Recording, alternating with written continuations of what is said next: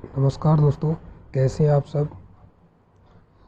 उम्मीद करता हूं कि आप सभी स्वस्थ होंगी, खुश होंगी, अपनी पढ़ाई भी निश्चित रूप से कर रहे होंगी। ये मेरी ईश्वर से प्रार्थना है। तो दोस्तों, आज हम वर्णमाला जो श्रृंखला हमने शुरू की थी उसमें दूसरा भाग हम लेकर आए हैं। यहाँ पर भी हम 15% करेंगे। इससे पहले भी हमने 15% वर्णमाला या लिपि से संबंधित कर लिए है। तो दोस्तों, आप निरंतर अपनी पढ़ाई जारी रखें और ईश्वर से भी मैं कामना करता हूँ कि ईश्वर आप पर दया रखे, आपके ऊपर अपनी कृपा बनाए रखे। ये मेरी इच्छा है। दोस्तों, आज के जो प्रश्न होंगी उनमें जो पहला प्रश्न है हमारा वो है 16 नंबर प्रश्न। इसमें हम बात करेंगे कि निम्न में से सघोष अलप्राण वर्ण कौन सा है। प्रश्न बहुत छोटा है लेकिन वास्तव में प्रश्न भी बड़ा मज़ेदार है। यानी पूछा गया है कि सघोष और अलप्राण यानी कि वह वर्ण कौन सा जो सघोष भी है और अलप्राण भी है। इस प्रश्न को करने के लिए हमें सघोष और अलप्राण वर्णों का ज्ञान जरूरी है। तो दोस्तों, हम बात करें कि स्वर तंत्रिका के आधार पर व्यंजनों को या वर्णों को बात करें दो भागों में बांटा है। स्वर तंत्रिका के आधार पे एक तो बांटा है सघोष वर्ण। कौन से वर्ण? सघोष वर्ण। और एक है अघोष वर्ण। ठीक है, सघोष और अघोष किसके आधार पे? स्वर तंत्रिका के आधार पे। ये बात हम पढ़ भी चुके हैं। ठीक है, पहले हम बात कर लेते हैं कि सघोष वर्ण कौन से होते हैं। तो सघोष वर्ण क्या होते हैं कि प्रत्येक वर्ग का तीसरा वर्ण, चौथा वर्ण, पांचवा वर्ण, य, र, ल, व और है और सभी स्वर होते हैं 11। यानी सभी स्वर, इसे हम सघोष कहते हैं। अघोष में कौन से वर्ण शामिल होंगे? प्रत्येक वर्ग का पहला वर्ण, दूसरा वर्ण, तीनों स, तालव्य स, मूर्धन्य स और दंत्य स, ये होते हैं अघोष वर्ण। ठीक है, अगर हमें यहाँ पर अलप्राण पूछा है तो किसी वर्ग का तीसरा, चौथा, पांचवा य, र, ल, व और है और 11 स्वरों में से है तो वो क्या है? सघोष है, अन्यथा वो अघोष होगा। ठीक है, फिर हम बात करते हैं कि अलप्राण वर्ण कौन से होते हैं। अलप्राण वर्णों की बात करें, अलप्राण प्रत्येक वर्ग का विषम वर्ण यानी प्रत्येक वर्ग का पहला वर्ण, तीसरा वर्ण और पांचवा वर्ण। ठीक है, दूसरे और चौथे को छोड़कर। ठीक है, उसके बाद हम बात करें सभी स्वर शामिल होंगे इसमें और अंतस्थ वर्ण शामिल होंगे इस पर। अंतस्थ बोले तो ये रह लव है, यानी प्रत्येक वर्ग का पहला, तीसरा, पांचवा, आपको याद रखना प्रत्येक वर्ग का विषम वर्ण, सभी स्वर और अंतस्थ वर्ण होते हैं वो अलप्राण होते हैं। इनके अलावा यहाँ पर बच गई प्रत्येक वर्ग का समवर्ण, दूसरा और चौथा और चारों उष्म वर्ण यानी तालव्य से, मूर्धन्य से, दंत्य से और है, ये महाप्राण ध्वनियाँ होती हैं। ठीक है, तो आइए चर्चा करते हैं ऑप्शन पे। पहला ऑप्शन दे रखा क। क है वो क वर्ग का पहला वर्ण है, यानी कि ये अलप्राण तो है लेकिन ये सघोष नहीं है, क्योंकि प्रत्येक वर्ग का पहला वर्ण होता है वो अघोष होता है, इसीलिए यहाँ पर ये विकल्प तो गलत होगा। उसके बाद यहाँ पे दे रखा 6 वर्ण। 6 वर्ण है ना, वो च वर्ग का दूसरा वर्ण है और दूसरा है तो वो महाप्राण है और महाप्राण के साथ वो अघोष भी है, तो ये भी नहीं होगा यहाँ पे। यानी कि जो बी ऑप्शन लिखा हुआ है वहाँ पे द है ना, तो द वर्ण है वो त वर्ग का तीसरा वर्ण है। कौन सा वर्ण है? तीसरा। और त वर्ग का तीसरा वर्ण है तो हमें पता है कि सघोष वर्ण प्रत्येक वर्ग का तीसरा और पांचवा और अलप्राण में प्रत्येक वर्ग का पहला और तीसरा और पांचवा, यानी दोनों बात यहाँ पर लागू है। तो यानी कि ये वर्ण इसके लिए राइट आंसर होगा। ठीक है, यानी क्या होगा इसका राइट आंसर? राइट आंसर होगा इसका द अलप्राण और सघोष है। ठीक है, अगले प्रश्न पे चर्चा करते हैं कि स्वर तंत्रियों में कंपन के आधार पर हिंदी वर्णमाला में व्यंजनों के 2 वर्ग बनते हैं और वो कौन से हैं। अभी हमने चर्चा की थी कि स्वर तंत्रियों में कंपन के आधार पर 2 भागों में बांटा गया है, अघोष और सघोष। यानी इसका राइट आंसर क्या होगा? इसका राइट आंसर सी में जो लिखा हुआ है वो अघोष और सघोष। ठीक है, अगले प्रश्न पे चर्चा करते हैं कि किस क्रमांक में सघोष व्यंजन नहीं है। यानी कि सघोष नहीं है किसी भी वर्ग का तीसरा वर्ण, चौथा वर्ण, पांचवा वर्ण, कोई भी स्वर और अंतस्थ वर्ण और है से अलावा देखना है कि किस क्रमांक में सघोष व्यंजन नहीं है। यानी हम बात करें ऑप्शन ए की, ऑप्शन ए में यानी कि द है वो चौथा वर्ण है और पांचवा वर्ण है। बी ऑप्शन में ब है वो तीसरा है, ब है वो चौथा है। तीसरे ऑप्शन में क पहला है और ख दूसरा है। और चौथे ऑप्शन में ज तीसरा है और ज चौथा है। तो यहाँ पूछा है कि किस क्रमांक में सघोष व्यंजन नहीं है। यानी कि किसी भी वर्ग का तीसरा, चौथा, पांचवा, तो चौथा पांचवा यहाँ पर है, तीसरा चौथा यहाँ पर है, तीसरा चौथा यहाँ पर है, तो ये तो क्या है, सघोष है। तो यानी पहला और दूसरा यहाँ पर है, तो पहला और दूसरा हमेशा अघोष होते हैं। तो ये पूछा सघोष नहीं है तो विकल्प कौन सा होगा, वो इसका राइट आंसर क्या होगा, इसका राइट आंसर होगा सी, क और क है वो सघोष नहीं, वो अघोष वर्ण है। बात आपको समझ में आई होगी। यदि आपको वीडियो अच्छा लगा है तो अभी अपने दोस्तों से शेयर करें। अगले प्रश्न पे हम बात करते हैं कि निम्न में से महाप्राण वर्ण कौन से हैं। अभी हमने पढ़ा था कि अलप्राण वर्ण होते हैं प्रत्येक वर्ग का विषम वर्ण, यानी पहला, तीसरा और पांचवा सभी स्वर और अंतस्थ वर्ण होते हैं। यहाँ पे पूछा महाप्राण कौन सा है, तो यदि विषम वर्ण अलप्राण होते हैं तो समवर्ण क्या होंगे, महाप्राण होंगे। तो हमें देखना किसी वर्ग का दूसरा और चौथा वर्ण। तो हम पहले ऑप्शन पे बात करते हैं। पहले ऑप्शन में लिखा हुआ है क और च, यानी क और च है, ये क वर्ग का पहला, च वर्ग का पहला, एक एक है, ठीक है। अगले ऑप्शन पे बात करें, त है वो पहला है, द वो तीसरा है, ठीक है। अगले पोर्शन पे बात करें, अगले पे, तो यानी ख है वो क वर्ग का दूसरा है और ग है वो चौथा है। उसके बाद में यह और र, ये अंतस्थ वर्ण है। प्रश्न में पूछा कि महाप्राण वर्ण कौन से हैं, तो यानी कि 2 सम है और 4 भी सम है, तो प्रत्येक वर्ग का दूसरा और चौथा वर्ण होते हैं वो महाप्राण ध्वनियाँ होती हैं। तो इसका राइट आंसर होगा ख और ग, ठीक है। अगले प्रश्न पे चर्चा करते हैं कि कौन सा वर्ण घोष नहीं है। घोष बोले तो सघोष एक ही बात है, यानी घोष को सघोष कहते हैं।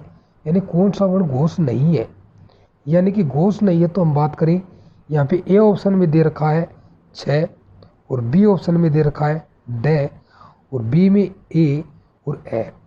हमें पता है कि 6 है वो दूसरा वर्ण है। 6 कौन सा है, दूसरा वर्ण है, ठीक है। 6 वो ये दूसरा वर्ण है वर्ग का, ये चौथा वर्ण है, ये स्वर है दोनों।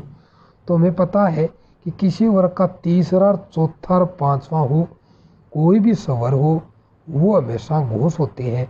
तो यानी कि यहाँ पर दूसरा है ना, ये 6 ये नहीं होगा। तो इसका राइट आंसर क्या होगा, इसका राइट आंसर होगा ए, यानी कि ए 6 है ना वो घोष नहीं, वो अघोष है और बाकी तीनों है वो घोष वर्ण है, ठीक है। अब उसके बाद अगले प्रश्न पे हम बात करें। अगला जो प्रश्न है, स्वर होते हैं, तो बहुत ही अच्छा प्रश्न है। स्वर घोष होते हैं, अघोष होते हैं, महाप्राण होते हैं, अलप्राण होते हैं। यानी कि दोस्तों यहाँ पर बात दे रखी, स्वर हमेशा की बात करें तो घोष होते हैं, सघोष होते हैं, ये बात हम पढ़ चुके हैं। तो इसका राइट आंसर क्या होगा, ए होगा, ठीक है। उसके बाद 22 नंबर प्रश्न पे बात करें तो निम्न में से घोष वर्ण कौन से हैं। घोष यानी वही बात, सघोष यानी कि प्रत्येक वर्ग का तीसरा, चौथा, पांचवा, येरह, लव और सभी स्वर होते हैं वो घोष होते हैं। तो यदि बात करें पहले ऑप्शन पे, थ है ना वो त वर्ग का दूसरा है, तो ये तो घोष नहीं है। च है वो पहला है, ये भी नहीं है। ख है वो दूसरा है, तो ये भी नहीं है यानी कि अंतस्थ और है। तो इसका राइट आंसर क्या होगा, डी, डी है वो घोष वर्ण है। उसके बाद 23 नंबर प्रश्न पे हम बात करें तो 23 नंबर प्रश्न में कहा गया है कि किस क्रम में अघोष व्यंजन है। यानी कि अब अघोष व्यंजन की बात की है। अघोष व्यंजन में प्रत्येक वर्ग का पहला वर्ण होता है, ये आप सभी को पता है, दूसरा वर्ण होता है और तीनों से में से कोई सा भी आ जाए तो वो क्या होंगे, वो अघोष में होंगे। इनकी कुल संख्या 13 होती है, बात हम पढ़ चुके हैं। किसी वर्ग का पहला और दूसरा और तीनों स में से कोई वर्ण है तो उसे हम अघोष कहते हैं। तो दोस्तों ए ऑप्शन की बात करें, ए ऑप्शन में क और ख पर यानी क वर्ग के पहले और दूसरे, तो ये बात तो सही है। किस क्रम में अघोष व्यंजन है, तो ये ऑप्शन सही हो जाएगा इसका। देख लेते हैं अगले ऑप्शन में ज और ज, ज च वर्ग का तीसरा है, ज है वो चौथा है, तो ये तो नहीं होगा। द है वो चौथा है, न पांचवा, तो ये भी नहीं होगा। और ब है वो तीसरा है, ब है वो चौथा है, तो ये भी नहीं होगा। तो यानी किसी भी वर्ग का पहला और दूसरा वर्ण आ जाए और कोई सा भी स आ जाए तो उसे हम अघोष कहते हैं। ठीक है, अगले प्रश्न पे हम बात करते हैं 24 पे कि किस क्रम में अघोष व्यंजन है। ठीक है, यहाँ पे भी वही प्रश्न पूछा गया है। आपको पता है अघोष कौन से होते हैं, किसी वर्ग का पहला और दूसरा। तो दोस्तों हम बात करें यहाँ पे कौन से वर्ण है, वो यानी कि अघोष वर्ण है। ठीक है, देखो बात करें पहले ऑप्शन पे द और ध तीसरा और चौथा, तो ये तो नहीं होगा। दूसरे ऑप्शन पे यानी कि ड है वो चौथा है और न है वो पांचवा है, तो ये भी नहीं है। और डी पे बात करें तीसरा और चौथा, तो ये भी नहीं होगा, ये भी नहीं होगा। तो राइट आंसर होगा सी, प और फ, यानी प वर्ग का पहला और दूसरा वर्ण है। तो बात आपको समझ में आ रही होगी, तो आप वीडियो को लाइक ज़रूर करें, शेयर करें, कमेंट करें। ठीक है, अगले प्रश्न पे हम बात करते हैं कि निम्न में से वैसे वर्तर से, इसे बोलते हैं वर्तर से, ठीक है, कौन वर्ण है। तो हम बात करें ल, ड और घ, ये नहीं होते, यानी इसमें दंत्य स होता है, उसको इसमें शामिल किया जाता है। ठीक है, उसके बाद 26 नंबर प्रश्न पे हम बात करें उच्चारण की दृष्टि से इनमें कौन सा व्यंजन तालव्य है, यानी उच्चारण स्थान के आधार पे वर्णों को अलग अलग उच्चारण स्थान दिए गए, कंठ, तालु, मूर्धा, दंत और ओष्ठ। तो यहाँ पे हमें पूछा है तालव्य वर्ण, कौन से वर्ण तालव्य वर्ण। पहले मैं बताऊँ तालव्य वर्ण कौन से होते हैं, तो तालु बोलते हैं। तो तालु में च वर्ग आएगा, कौन सा आएगा, च वर्ग। च वर्ग बोले तो च के सारे वर्ण आएंगे। एक ये तालव्य स होता है, एक ये होता है, एक ई, दोनों होती हैं। इनको यानी कि तालु से च, छ, ज, ज, ये तालव्य से ये और ई इनको शामिल करते हैं। अगर इनमें से कोई है तो वो तालव्य है, नहीं अन्यथा वो अलग हो जाएगा। ठीक है, तो हम बात कर लेते हैं प्रश्न पे। प्रश्न क्या कह रहा है, उच्चारण स्थान की दृष्टि से इनमें कौन सा व्यंजन तालव्य है। तो तय तो नहीं है। उसके बाद सी ऑप्शन में दे रखा है ज, प और ब, तो यानी कि इसका राइट आंसर होगा सी वाला ज। ज है वो च वर्ग का है, च वर्ग का कोई भी वर्ण होता है वो तालु होता है। उसके साथ कोई भी से भी ई हो, छोटी या बड़ी, ये हो और ये स हो, ये तालु होती है। ठीक है, अगले प्रश्न पे बात करते हैं कि पंचांग संबंध में उच्चारित ध्वनियों का लेखन निम्नलिखित में से किसमें हुआ है, यानी कि पंचांग संबंध में उच्चारित ध्वनियों का सही लेखन किसमें हुआ है, यानी उसकी हम बात करेंगे। ठीक है, तो दोस्तों हम बात करें, देखो पंचांग जो नाम है वो इस रूप में लिखा गया, ये सही तो है, लेकिन सही रूप कहाँ लिखा जाए। देखो इस अनुस्वार को, यानी प के ऊपर क्या है, अनुस्वार, अनुस्वार आगे वाले वर्ण के पांचवें बदलेगा। तो प के आगे च वर्ण है, तो च का पांचवा ये होता, तो ये लिखेंगे यहाँ पे। अनुस्वार का क्या बन गया, ये बन गया। उसके च का तो चा रहेगा। ठीक है, फिर च के ऊपर अनुस्वार है, आगे ग है, ग क वर्ग का है, तो क वर्ग का पांचवा यंग होता है। इसको ऐसे लिखेंगे और इस रूप में। पंचांग को हम ऐसे भी लिख सकते हैं। ठीक है, तो ये रूप जहाँ पर भी होगा वो शुद्ध होगा। तो यहाँ देखते हैं कौन से विकल्प में ऐसा लिखा गया है, उसकी हम बात करेंगे। ठीक है, तो यहाँ देखें, यहाँ पर है वो राइट आंसर होगा बी, पंचांग एकदम सही लिखा हुआ गया। उसके बाद 28 नंबर प्रश्न में कि द्वित्व का प्रयोग किस शब्द में नहीं हुआ, यानी द्वित्व वर्ण। आपको पता है कि द्वित्व वर्ण संयुक्त वर्ण ये होते हैं, तो ये कैसे बनते हैं इनकी बात हम करेंगे। ठीक है, तो देखो द्वित्व वर्ण होते हैं ना में दूसरा वर्ण नहीं लिखा जाता। जैसे कि हम बात करें शब्द लिखा मैंने, हम बात कर लेते हैं। मैंने एक शब्द लिखा कग्गज। क्या लिखा? कग्गज। तो कग्गज में ग आधा तीसरा है, आगे भी तीसरा। 2 3 एक आ सकते हैं, 2 1। जैसे मैंने नाम लिखा कच्चा। क्या लिखा? कच्चा। यहाँ पे पहला पहला दोनों एक साथ आ सकते हैं। ठीक है, यह तो इसे बोलते हैं हम कौन से वर्ण? इसे बोलते हैं द्वितीय वर्ण। द्वितीय वर्ण में हमेशा एक साथ वर्ण को शामिल किया जाता है। तो इसका राइट आंसर देखो, पहले ऑप्शन में दे रखा है कुत्ता, और कुत्ता में देखो क्या है? कु अदत ता, तो यानी कि दोनों साथ सह। उसके बाद में शब्द है बग्गा, तो ये भी राइट है। उसके बाद में सच्चा, तो ये भी सही है, 2 च एक साथ है। लेकिन आगे क्या है? बलगा, तो ये इसका राइट आंसर होगा। ये इसमें द्वित्व का प्रयोग। देखो अगले प्रश्न की बात करें कि निम्न में से कौन सी बात गलत है? ठीक है, तो पहले ऑप्शन की बात करें, पहला ऑप्शन है दैव वो सघोष है, सही बात है। महाप्राण भी है, दंते भी है, ये ऑप्शन राइट है। ब है वो सघोष है, ये बात ठीक है। ओष्टे है, ये बात भी ठीक है, लेकिन महाप्राण है, ये बात गलत है। च है वो अघोष है, तालव्य भी है, अलप्राण भी है। ख कंठे है, महाप्राण है, अघोष है, यानी ये बात यहाँ पे 3, तो ये भी सही ऑप्शन है, ये ऑप्शन भी सही है, ये ऑप्शन भी सही है, लेकिन जो ये ऑप्शन है ये इसका गलत होगा। तो बी राइट आंसर है इसका, कि निम्न कौन सा बात गलत है। यानी कि ब है ना, वो सघोष तो है, ओष्टे भी है, लेकिन वो अल्पप्राण में आएगा। किस में आएगा? अल्पप्राण में आएगा, महाप्राण में नहीं आएगा। अगले प्रश्न पे हम बात करें कि स्वर रहित र का प्रयोग हुआ है। स्वर रहित र का प्रयोग हुआ है सी में, तो इसका राइट आंसर क्या होगा? पुनर्निर्माण। क्योंकि बात करें ट्रक में, ट्रक के अंदर बात करें तो ट प्लस र, यानी यहाँ पर ट आधा है, र पूरा है, तो र में स्वर है। त्राटक में देखो, इसमें त आधा है, र पूरा है, र में रा है, तो ये बात भी सही है। शत्रु में स पूरा है, त आधा है, और र में स्वर है, तो ये बात भी सही है। लेकिन पुनर्निर्माण में ऐसा नहीं है, तो इसका राइट आंसर क्या होगा?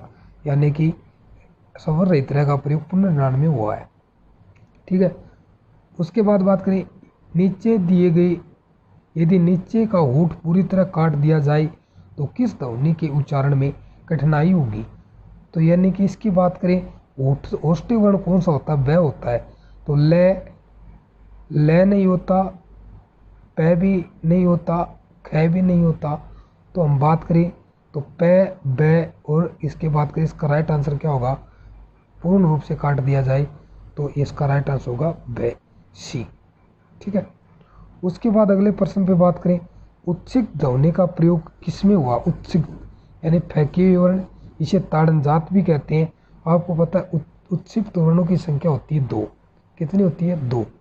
ट वर्ग के, जैसे कि हम बात करें, एक तो ये ड और एक ये ड, इन्हें उत्क्षिप्त वर्ण कहते हैं, इन्हें फैके वर्ण भी कहते हैं, इन्हें द्विगुण वर्ण भी कहते हैं। ठीक है, तो इसके अंदर देखो जो बी ऑप्शन है ना, इसमें इसका प्रयोग किया गया है, तो इसका राइट आंसर क्या होगा? इसका राइट आंसर होगा बी। इसका राइट आंसर क्या हो जाएगा? बी हो जाएगा। ठीक है, इसके अंदर इसका प्रयोग किया गया है। अगले प्रश्न पे बात करें, स है कौन सी व्यंजन कहलाते हैं? यानी कि परकंपी, संघर्षी, स्पर्शी, स्पर्शी, संघर्षी। तो दोस्तों इसकी हम बात करें तो इन्हें कौन से वर्णों में शामिल करते हैं? तो इसे करते हैं संघर्षी वर्णों में। तो इसका राइट आंसर क्या होगा? बी होगा। ठीक है, अगले प्रश्न पे बात करते हैं कि रू का वर्ण विच्छेद किस क्रमांक में है? ठीक है, रू का वर्ण विच्छेद किस क्रमांक में है? तो पहले तो लिखा र प्लस वड़ाऊ, दूसरे ऑप्शन में दे रखा है कि र प्लस ई, ये भी गलत है, ये भी गलत है, ये भी गलत है, तो राइट आंसर क्या होगा? ए। उसके बाद करें कि किस क्रम में पार्श्विक व्यंजन है?